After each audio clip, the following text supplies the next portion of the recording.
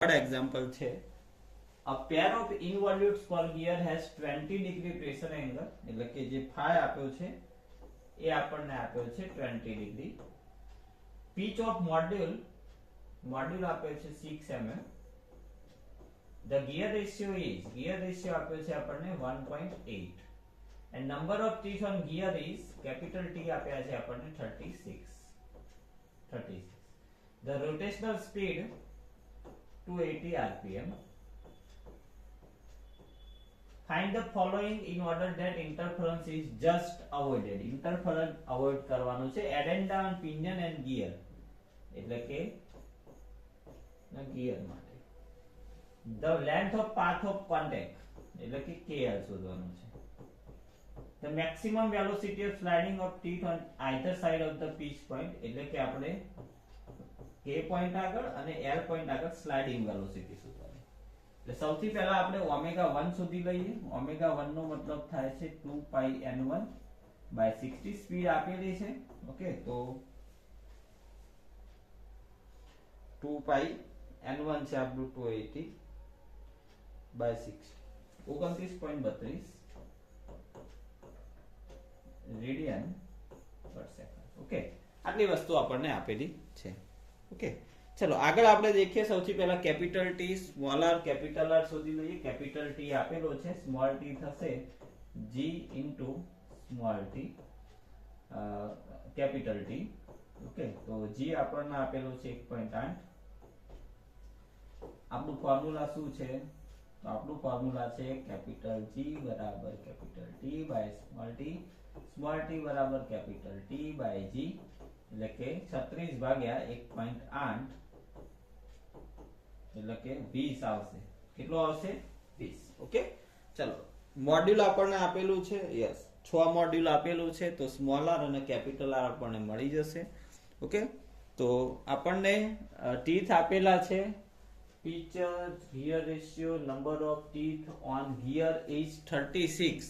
okay, teeth on gear. okay, teeth on pinion આવે છે, gear નહીં. teeth on pinion આવશે. teeth on pinion આવશે. ક્વેશ્ચન ની અંદર થોડી મિસ્ટેક છે. teeth on pinion કરી દેજો gear ના બદલે, તો અહીંયા આપણે થોડા wrong કરીશું. ઓકે, teeth on pinion આપ્યું છે એટલે કેપિટલ T અહીંયા આવશે 36 ગુણ્યા 1.8 જેથી આવે છે 36 ગુણ્યા 1.8 જે આવે છે 64.8 એટલે કે નિયરલી 65 mm 65 આવશે કેપિટલ T. ઓકે, એના પછી આપણે pitch circle radius of pinion શોધીએ. the pitch circle radius on gear. Okay, તો small mt by 2, small m module છે આપણું 6, સ્મોલ t છે 36 by 2. Okay,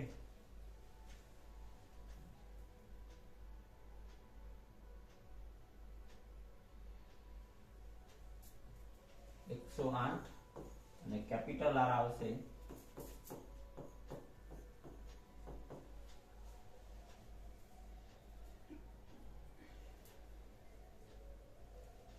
195 mm.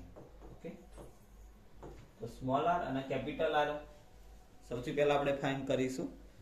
એના પછી જે ડાયરેક્ટ આપણું ફોર્મ્યુલા છે કે minimum number of teeth on pinion in order to avoid interference. બરાબર, જે ફોર્મ્યુલા છે આપણા જોડે સ્મોલ ટી બરાબર 2AP. ગિયર રેશિયો નું જે minimum number of teeth avoid નું ફોર્મ્યુલા છે 2AP 1 plus capital T by small t અહીંયા 1 plus capital T by small t sin phi minus 1. Okay, sin square phi minus 1 અહીંયા આવશે sin square phi minus 1. Okay, ચલો તો આ જે formula છે મિનિમમ જે ટીથ છે એનું ફોર્મ્યુલા છે. ઓકે, તો આની અંદર તમે વેલ્યુ મૂકશો તો આમાં આપણો જે AP આવશે. ઓકે, કેપિટલ AP આમાં તમે બધી જ વેલ્યુ પુટ કરી આપણે જે કેપિટલ T છે 65 છે, સ્મોલ t 36 છે. ઓકે, તો 36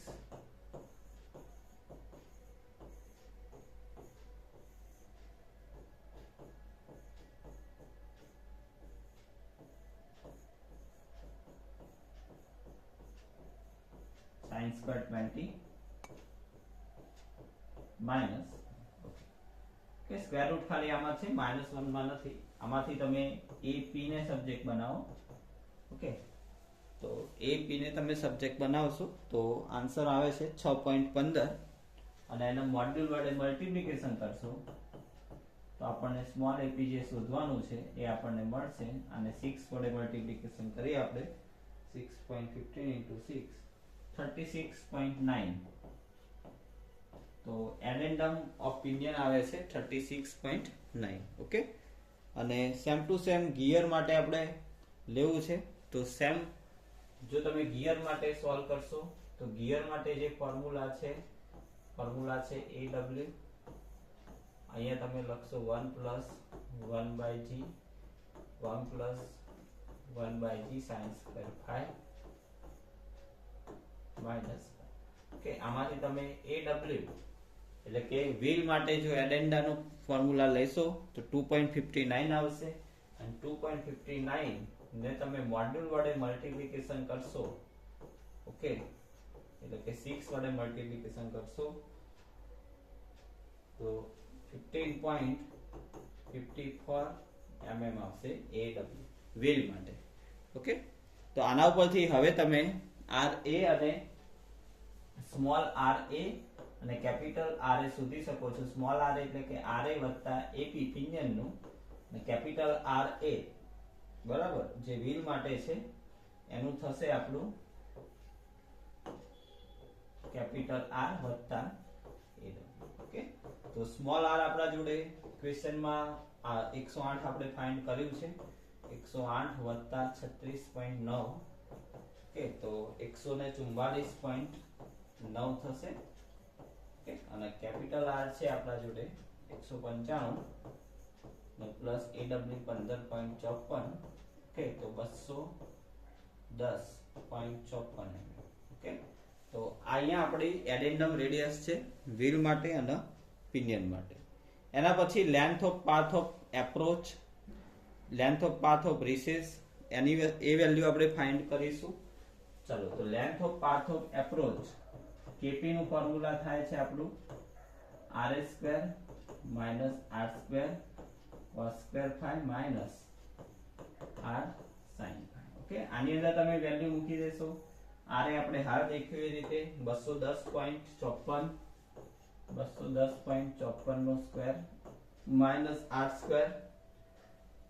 195 નો square cos² 20 degree minus 195 sin 20. આ રીતે તમે PL length of path of recess માટે ફોર્મ્યુલા લખો તો small RA² R² cos² phi minus small r sin. Okay, આમાં RA² સ્મોલ RA 144.94 નો સ્ક્વેર સ્મોલ r છે તમારું 36.9 નો square cos² 20 minus 36.9 sin. Okay, sorry 36.9 નહીં, સ્મોલ r તમારું છે 108 છે તો 108 લખવાનું થશે. 108 નો સ્ક્વેર cos² 20 108 sin. ઓકે, ચલો, તો KP નો આન્સર આવે છે આપણો 37.05 અને 66.48. આ 37.05 આ આવે છે 66.48.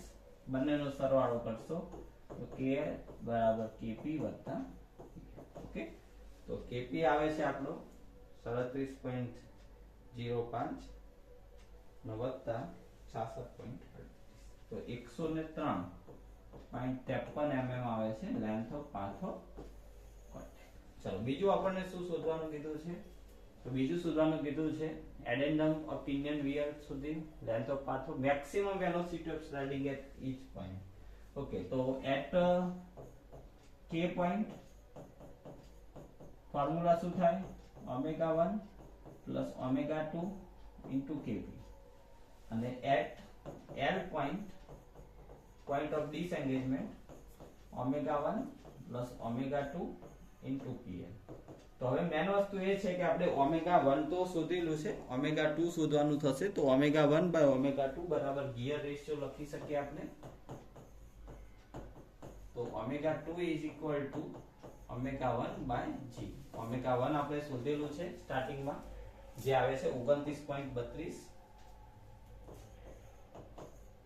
અને ગિયર રેશિયો જે રકમમાં આપણને આપેલો છે ગિયર રેશિયો 1.8. ઓકે, તો 29.32 ભાગ્યા 1. ઓકે, 16.28 રેડિયન પર સેકન્ડ. ઓકે, તો 29.32 વત્તા 16.28 અને kp જે આવ્યું છે આપણું 37.05. અહીંયા 29.32 16.28 અને pl છે 66.38. ઓકે, તો મીટર પર સેકન્ડમાં વેલોસિટી આવશે 29.32 વત્તા 16.28 ગુણ્યા 37.0. ઓકે, તો જે વેલોસિટી આવે છે 1689.89 રેડિયન 1689.89 mm પર સેકન્ડ, કારણ કે આપણે ડિસ્ટન્સ સમાન લીધું છે mm. અને જો 37.05 ના બદલે 66.48 એટલે કે l પોઈન્ટ આગળ શોધવી હોય તો વેલોસિટી આવશે 3031.48 mm પર સેકન્ડ. ઓકે, તો આ ત્રણ એક્ઝામ્પલમાં ઓલમોસ્ટ ઓલ ફોર્મ્યુલા કવર થઈ ગયા. અહીંયા ગિયરના જે ત્રણ મેન એક્ઝામ્પલ હતા, આવા ટાઈપના એક્ઝામ્પલ જે જીટીયુ ના પેપરના છે એ બી આપણે સોલ્વ કરીશું. આ મેન એક્ઝામ્પલ અહીંયા આપણે કમ્પ્લીટ કરીએ છીએ.